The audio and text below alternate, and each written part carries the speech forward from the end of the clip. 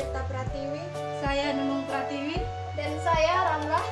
Kami dari Universitas Haluoleo Kendari. Hai teman-teman.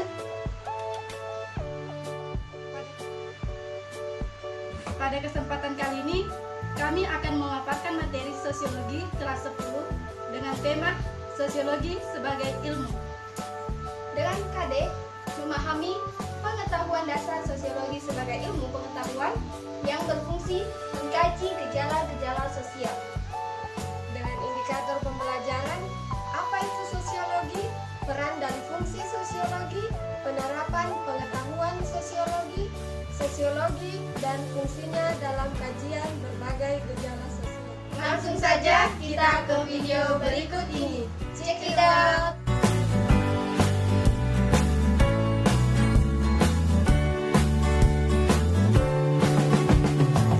Nah, teman-teman, apa sih sosiologi itu? Sosiologi berasal dari bahasa Latin, yaitu sosios yang berarti kawan, sedangkan logos berarti ilmu pengetahuan.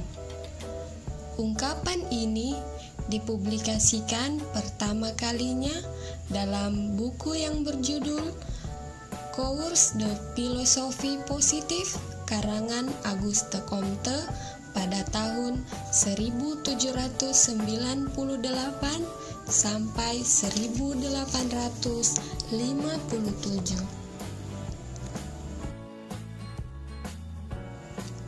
Pengertian umum sosiologi merupakan ilmu pengetahuan sebab tersusun secara sistematis, rasional, dan mempergunakan metode-metode yang akurat. Pengertian sosiologi menurut pendapat para ahli.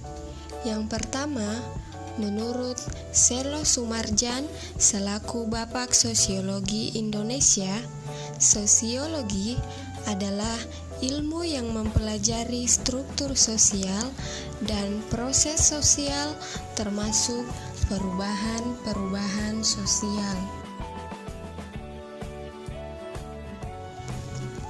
Sedangkan menurut Rouchok dan Warren mengemukakan bahwa sosiologi adalah ilmu yang mempelajari hubungan manusia dalam kelompok. Misalnya, interaksi sosial di antara sesama anggota masyarakat, baik itu RT, RW, dusun, desa, atau nagari.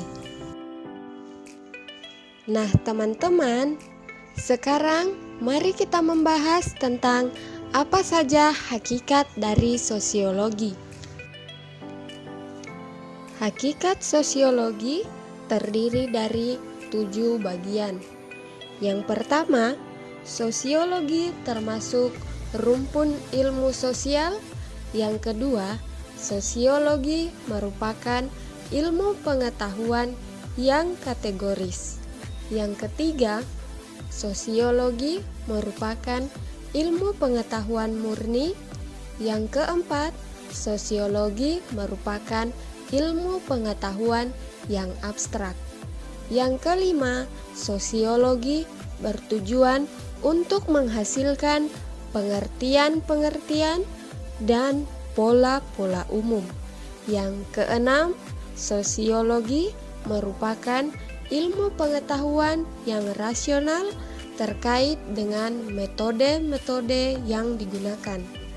Nah, yang terakhir, sosiologi termasuk ilmu pengetahuan umum atau bisa dibilang bukan ilmu pengetahuan yang khusus. Nah, sekarang ayo teman-teman, kita membahas tentang apa yang menjadi objek dari sosiologi. Objek sosiologi adalah hubungan masyarakat secara kolektif yang dapat dikategorikan dalam 3 tahapan, yaitu sifat dasar dan perkembangan manusia. interaksi manusia dan hubungannya, serta penyesuaian secara bersama dengan lingkungan. Nah, contoh objek sosiologi adalah suku Baduy, di mana mereka lebih bersinergi dengan alam dan menjaga aturan adat. Sebagai ilmu yang objeknya masyarakat, sosiologi mempunyai ciri-ciri utama sebagai berikut.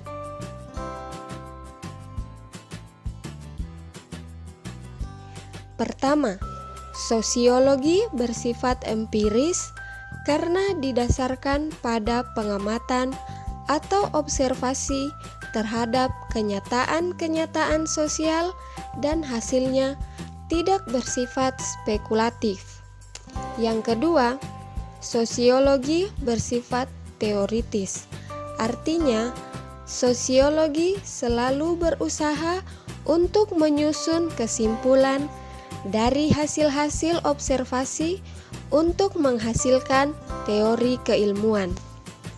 Yang ketiga, sosiologi bersifat kumulatif. Artinya, teori-teori dalam sosiologi dibentuk atas dasar teori-teori yang sudah ada sebelumnya, kemudian diperbaiki, diperluas, serta diperdalam. Nah, yang keempat, sosiologi bersifat non-etis. Berarti, sosiologi tidak mempersoalkan baik buruknya fakta, tetapi yang lebih penting adalah penjelasan fakta tersebut secara analitis dan apa adanya. Apa sih peran sosiologi dan fungsinya dalam kehidupan sehari-hari? Yang pertama, peran sosiolog. Menurut Horton dan Ham tahun 1987, bahwasanya beberapa profesi yang umumnya diisi oleh para sosiolog, diantaranya adalah sebagai berikut. Sebagai ahli riset, sebagai konsultan kebijaksanaan, sebagai teknisi atau yang populer disebut sosiolog klinis, sebagai guru atau pendidik, dan sebagai pekerja sosial. Yang kedua, fungsi sosiologi. Sebagai ilmu pengetahuan sosial yang objeknya masyarakat, sosiologi memiliki 4 macam fungsi atau kegunaan, yaitu dalam bidang perencanaan sosial, penelitian, pembangunan, dan pemecahan masalah sosial. Berikut penjelasan dari bidang-bidang di atas. Bidang yang pertama, perencanaan sosial. Sosiologi memahami perkembangan kebudayaan masyarakat, baik masyarakat tradisional maupun modern, sehingga proses penyusunan dan permasyarakatan suatu perencanaan sosial relatif mudah dilakukan. Bidang yang kedua, penelitian. Dalam bidang penelitian masyarakat, sosiologi memiliki kelebihan dibandingkan ilmu-ilmu yang lain, karena mampu memahami simbol kata-kata, pemahaman terhadap pola tingkah laku manusia, kemampuan untuk mempertimbangkan berbagai fenomena atau gejala sosial, kemampuan untuk melihat kecenderungan-kecenderungan arah perubahan, dan kehati-hatian dalam menjaga pemikiran yang rasional. Bidang yang ketiga, pembangunan. Fungsi atau kegunaan sosiologi dalam usaha-usaha pembangunan adalah sebagai berikut. Yang pertama, pada tahap perencanaan. Sosiologi dapat berguna di dalam mengadakan identifikasi terhadap berbagai kebutuhan masyarakat. Yang kedua, pada tahap pelaksanaan. Pada tahap pelaksanaan, perlu diadakan identifikasi terhadap kekuatan dalam masyarakat. Dan yang ketiga, pada tahap evaluasi. Pada tahap evaluasi, diadakan analisis terhadap efek pembangunan. Bidang yang keempat, pemecahan masalah sosial. Masalah sosial timbul dari kekurangan-kekurangan dalam diri manusia atau kelompok sosial. Setelah mengetahui apa itu sosiologi dan fungsinya dalam kehidupan sehari-hari, sekarang mari kita pelajari bagaimana penerapan sosiologi dalam lingkungan masyarakat. Pengetahuan sosiologi memberikan manfaat dan dapat diterapkan dalam kehidupan di masyarakat. Yang pertama, penerapan pengetahuan sosiologi tentang nilai dan norma sosial. Misalnya, seorang anak yang mempunyai kebiasaan bersalaman dan mencium tangan kepada orang yang lebih tua.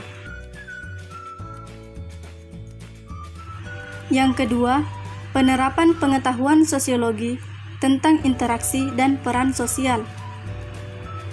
Misalnya, seseorang dalam interaksi di lingkungan kerja, ia memperhatikan kaidah atau norma yang menjadi aturan di tempat kerjanya. Yang ketiga, penerapan pengetahuan sosiologi tentang proses sosialisasi dan pembentukan kepribadian. Misalnya, seorang ayah akan mendidik anaknya dengan sebaik-baiknya, tidak melakukan kekerasan fisik ataupun emosional, memberikan teladan yang baik, menumbuhkan sikap tolong-menolong dan sikap saling menghargai sesama manusia. Yang keempat, penerapan pengetahuan sosiologi tentang perilaku menyimpang dan pengendalian sosial. Misalnya, banyaknya remaja yang meminum minuman keras dan menyalahgunakan narkotika.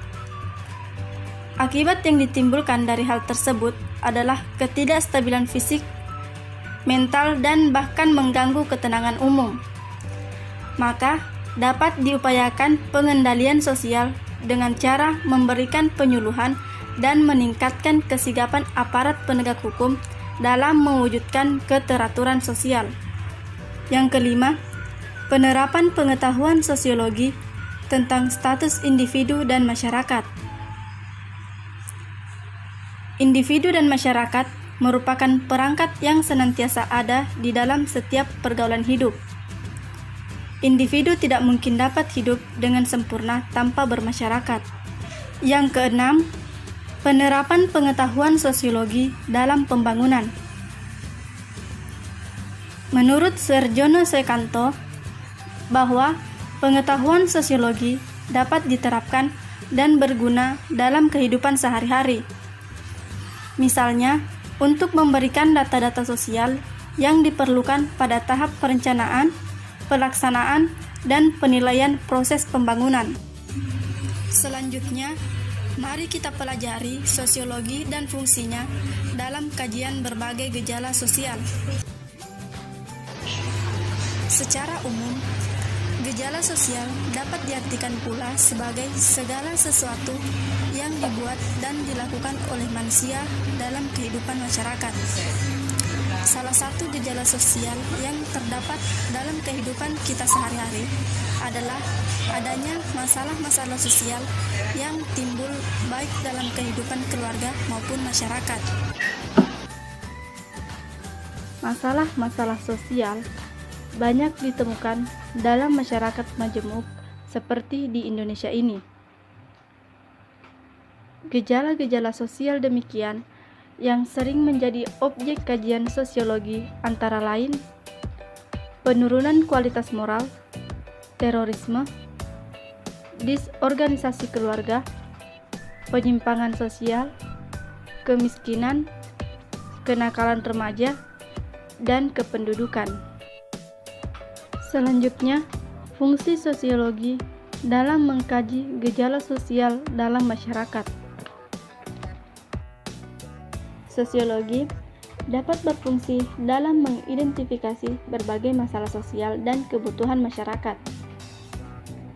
Oleh karena itu, sikap kritis, rasa ingin tahu, teliti, dan mampu merespon secara positif berbagai gejala sosial di lingkungan sekitar perlu dimiliki oleh seorang pelajar.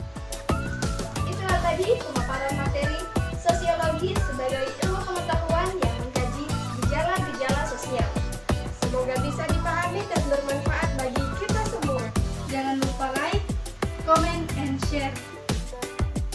Thanks for watching.